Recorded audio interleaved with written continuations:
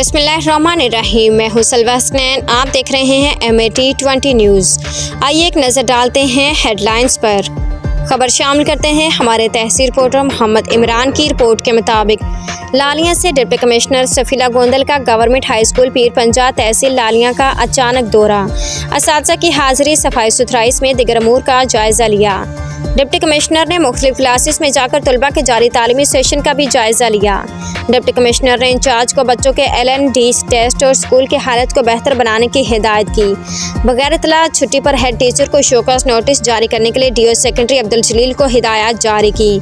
अलावा deputy commissioner सफीला Gondal ने बुनियादी मरकज़ सेहत पीर पंजा का अचानक विजिट किया। बुनियादी मरकज़ सेहत में अद्वियात की दस्तियाबी, मशीनरी की वर्किंग को चेक किया। उन्होंने पोलियो मुहिम के सिलसिले में मरकज़ सेहत में फिक्स पॉइंट का भी जायज़ा लिया और हिफाजती कतरे पीने वाले बच्चों का रिकॉर्ड चेक किया और मौका पर DHO को पोलियो टीमों की कड़ी निगरानी की हिदायत की।